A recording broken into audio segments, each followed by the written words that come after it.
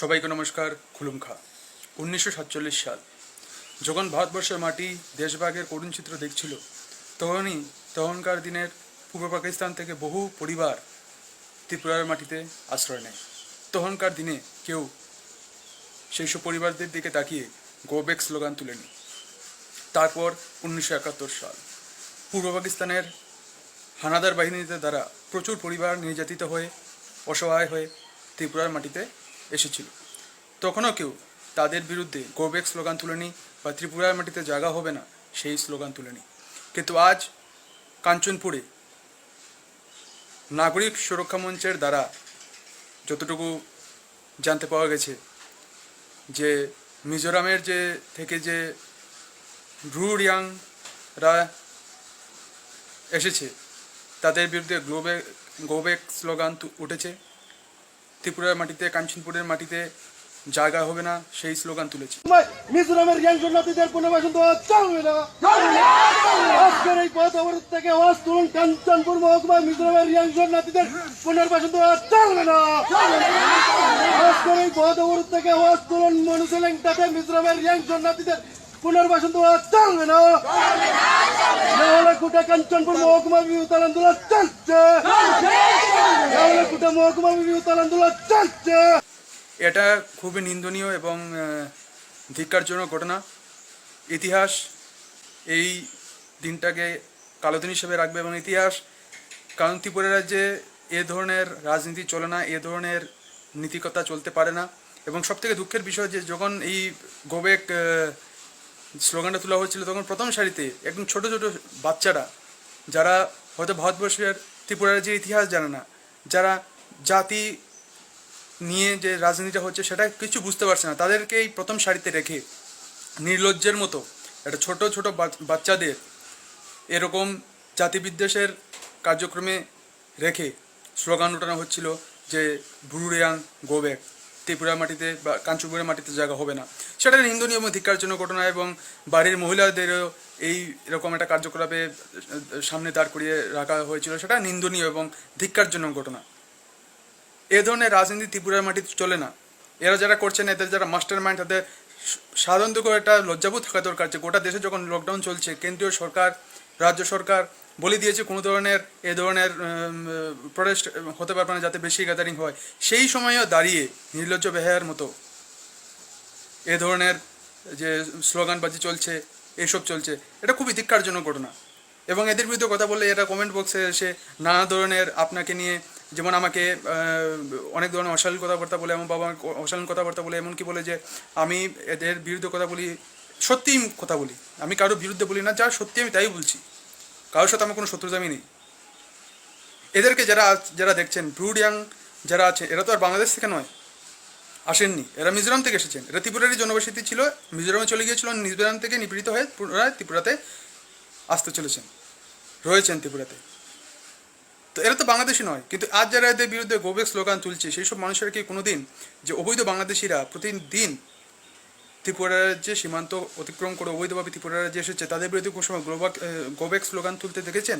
যারা অবৈধভাবে বাংলাদেশ থেকে এসে ত্রিপুরা রাজ্যের প্রত্যেকের প্রাপ্য ভাত মারছে, রোজগার মারছে, তাদের বিরুদ্ধে কোনো সময় গো ব্যাক স্লোগান তুলতে দেখেছেন? কোনদিন আন্দোলন করতে দেখেছেন? না, দেখেননি। বাংলাদেশ থেকে যারা আসছে তাদের বিরুদ্ধে এরা কোনো সময় গো ব্যাক স্লোগান তুলে না। কিন্তু ত্রিপুরা রাজ্যে যারা মানুষ ছিল, যারা মিজোরামে চলে গিয়েছিল এবং মিজোরাম থেকে পুনরায় নিপীড়িত হয়ে ত্রিপুরায় আসছেন, তাদের বিরুদ্ধে গো ব্যাক স্লোগান তুলছে। এরা তো আর বিদেশি নন, এরা এই দেশেরই মানুষ, এ রাজ্যেরই মানুষ ছিল এক সময়, পুনরায় রাজ্যে আসছেন, এদের বিরুদ্ধে গো ব্যাক স্লোগান তোলা হচ্ছে। সামনের সারিতে হাতিয়ার হিসেবে রাখা হচ্ছে ছোট ছোট শিশুদের, যারা রাজনীতি বুঝে না, কিছু বুঝে না, এরা ছোট ছোট শিশু, ফুলের মতো মনেদের, এদের সামনে জাতিবিদ্বেষের রাজনীতি করা হচ্ছে, গো ব্যাক স্লোগান তোলা হচ্ছে। এটি জাতিকে উদ্দেশ্য করে, এটি কমিউনিটিকে উদ্দেশ্য করে। এটা কোন ধরনের রাজনীতি? আর আমি বলবো এসবের পিছনে যারা রয়েছেন, যে মাস্টার মাইন্ড রয়েছেন, যারা রয়েছেন ত্রিপুরার, তার সাথে ত্রিপুরার একটি বিশেষ রাজনীতির একজন বিশিষ্ট নেতা, যে অতিমধ্যেই প্রায় 7 বারের উপর দল পাল্টে ফেলেছে। গান্ধীবাদ, গোডসেবাদ, মমতা তৃণমূলবাদ, কোনো বাদই আর বাদ নেই। এখন শেষ রাজনীতির তুক্কাটা রয়েছে গিয়ে জাতিবাদ। এই জাতিবাদের রাজনীতিকে যখন এই সব সংগঠন যখন দিল্লিতে বাৎসরিক অনুষ্ঠান করেছে, তখন ওই নেতাটাই দিল্লিতে গিয়ে ওনাদের বাৎসরিক অনুষ্ঠানে ভাষণ রাখে। ষড়যন্ত্র পুরো ত্রিপুরাবাসী জানে, ত্রিপুরাবাসী সবাই জানে ত্রিপুরা রাজ্যে। আর এইসব যারা করছেন, এইসব যারা গো ব্যাক স্লোগান তুলছেন, তারা যদি মনে করেন ত্রিপুরাবাসী এদেরকে সমর্থন দেবে, কোনো মতেই না। আমার সম্পূর্ণ বিশ্বাস হচ্ছে ত্রিপুরা রাজ্যের যে শুভবুদ্ধি সম্পন্ন মানুষ রয়েছেন, কোনো মতেই এসব জাতিবিদ্বেষকারী রাজনীতিকে, ষড়যন্ত্রকে কোনো মতেই এরা সমর্থন দেবেন না। জাতিবাদের রাজনীতি ত্রিপুরা রাজ্যে চলতে পারে না। এটা জনবর্জিত বিশেষ একটা জাতিবাদের রাজনীতি যারা করছেন, এরা নিন্দনীয়, ধিক্কারজনক ব্যাপার। আর আমার খুব দুঃখ লেগেছে আজ এই জিনিসটা দেখে, যে ত্রিপুরা রাজ্য সবসময়ই যখন 47 আমি বলেছিলাম 71, আমার পরিবার আলাদা, কারণ আমার পরিবার 71-এর আগে, আমরা 1890 থেকে আমরা ত্রিপুরা রাজ্যে থাকি। আমার মতো বহু পরিবার আছে, 100-150 বছর ধরে ত্রিপুরা রাজ্যে আছে। আমার পরিবারের কথা বলছি না, যারা অনেক পরিবার আছে ত্রিপুরাতে, যারা 1947-71-এ ত্রিপুরা রাজ্যে এসেছেন, কোনোদিন তাদের বিরুদ্ধে কারো মুখে শুনেছে কোনো সময় গো ব্যাক স্লোগান উঠেছিল সেই সময়কার দিনে? কেউ উঠতে পারেনি। দুহাত ধরে ত্রিপুরা রাজ্যের মানুষ সবাইকে সাদরে গ্রহণ করে নিয়েছিল। কিন্তু আজ ত্রিপুরা রাজ্যের মানুষ যখন কিছু বছর আগে মিজোরামে চলে গিয়েছিল, মিজোরামে বর্তমানে নিপীড়িত হয়ে পুনরায় ত্রিপুরা রাজ্যে আসতে চলেছেন, তাদের বিরুদ্ধে গো ব্যাক স্লোগান তোলা হচ্ছে। ইতিহাস ক্ষমা করবে না এই বিষয়টাকে। ধিক্কারজনক ঘটনা, নিন্দাজনক ঘটনা। ওরা তো আর বিদেশি নয়, বাংলাদেশি নয়, ব্রুরিয়াংরা, এটা ত্রিপুরারই মানুষ। এরা যারা গো ব্যাক স্লোগান তুলছেন, সেই সব মানুষেরা তো কোনো সময় যে বাংলাদেশ থেকে প্রতিদিন ত্রিপুরা রাজ্যে অনুপ্রবেশ করে রোজগার খাচ্ছে, ভাত কেড়ে নিচ্ছে আমাদের, এদের বিরুদ্ধে কোনো সময় গো ব্যাক স্লোগান তুলতে এদের দেখা যায় না। এদেরকে বলে বোঝা যায় যে এরকম কিছু ঘটনাই করছে না। কিন্তু ত্রিপুরা রাজ্য প্রশাসন, কেন্দ্রীয় প্রশাসন তিতি বিরক্ত এই বাংলাদেশে অনুপ্রবেশকারীদের নিয়ে। এটা আজ নয়, দশকের পর দশক ধরে চলে আসে। কিন্তু এদের কাছে যান, এই যে যারা গো ব্যাক স্লোগান তুলছে, এদের কাছে বলুন যে বাংলাদেশে অনুপ্রবেশকারীর কথা, হ্যাঁ এরকম তো কিছু হচ্ছেই না।